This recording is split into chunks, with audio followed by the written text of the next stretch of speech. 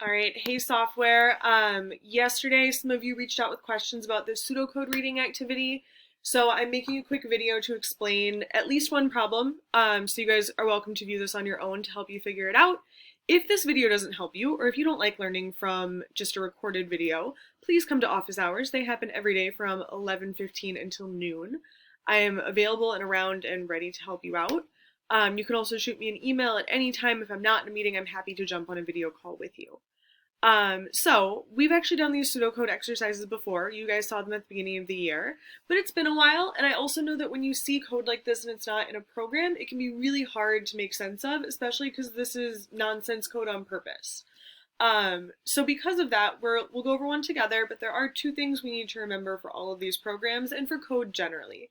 The first is that all variables, whenever you see variable equals something, that assigns a value to the variable, and if the variable already had a value, it's rewriting that variable value.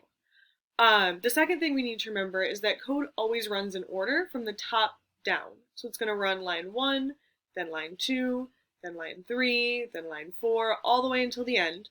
And because none of our code here is in a draw function or a while loop or a for loop or anything that repeats, it's only going to run that one time and then we're done. So let's go through this one together, and then hopefully you guys should be good to go on trying the rest on your own. So on the first line, it tells us it's making a variable called L, and that has a value of 4. On the next line, it says it's making a variable called S, and that value is 5. Then it makes a variable called P with a value of 1. Then they do a few things to change these variable values. Again, at random, there's not a purpose here, it's just testing your ability to read the code. On line 4, it says that L is now equal to whatever P was. So I see that P was 1.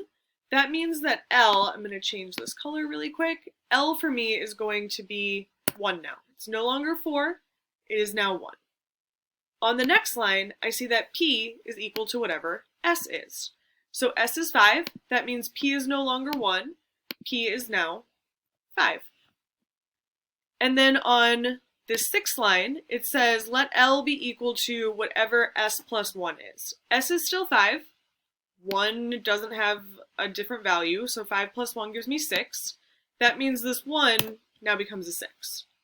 Then down here, it's just asking me to print all of these values. So the things that it would print out would be L, which is currently 6, then S, which is 5, it never changed, then P, which changed to 5. So it would print out 6, 5, 5. Sometimes you're going to have variables that change a lot. Sometimes you'll have variables that never change. It's just about you reading the code and figuring it out. I am more than happy to go over this another way, to go over other sample problems with you guys, to talk through some of this. Please let me know what you need. And a reminder, you should be doing these every day, but they are officially due at the end of the week. Don't save it until the last minute. Bye.